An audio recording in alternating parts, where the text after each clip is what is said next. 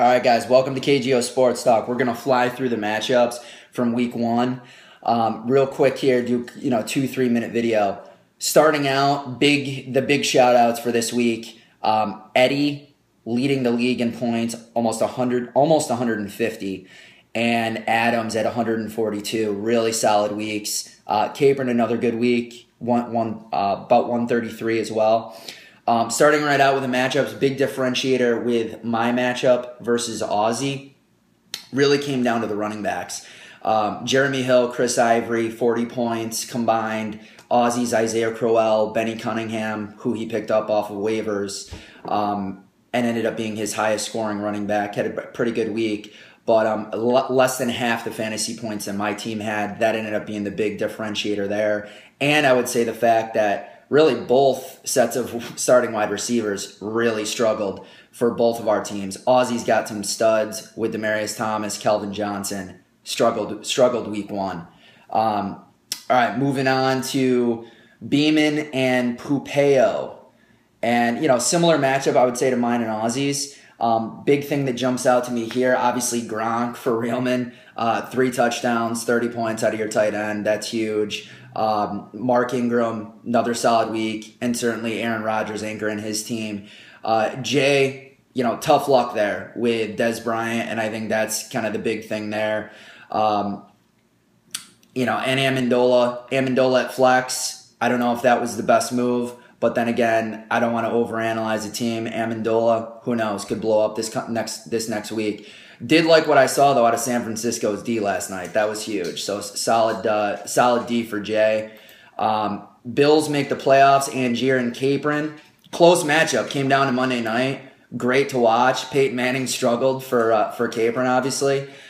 Really liked what I saw to Jordan Matthews as an Eagles fan, but it was all in the second half.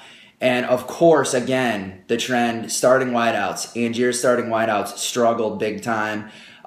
6 points out of Odell Beckham Jr., 4 points out of Andre Johnson. That hurts for him. Eddie Lacy, obviously, pretty strong game, and Forsett struggled. So that was a tough one. I would say moving forward, though, for Angier, solid team. Hopefully the loss of Dez Bryant doesn't hurt Tony Romo, though.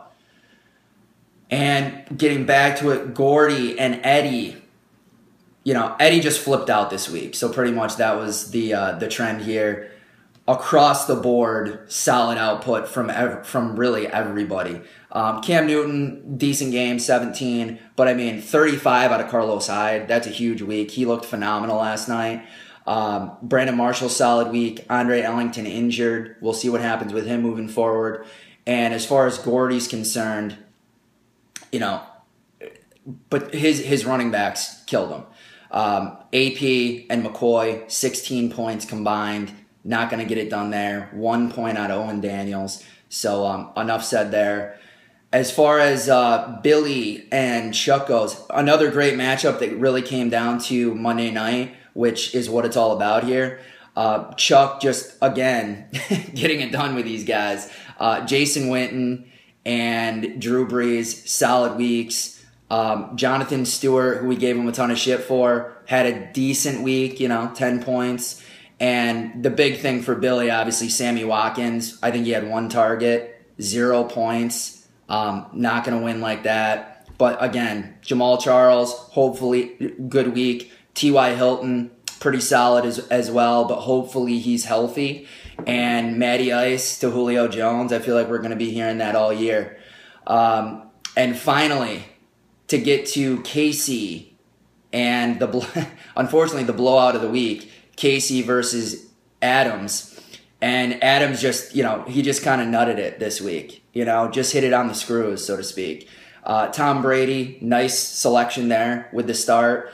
DeAndre Hopkins, they're going to be trailing all year. So great play with DeAndre Hopkins. They're throwing all the time. Forte flipped out.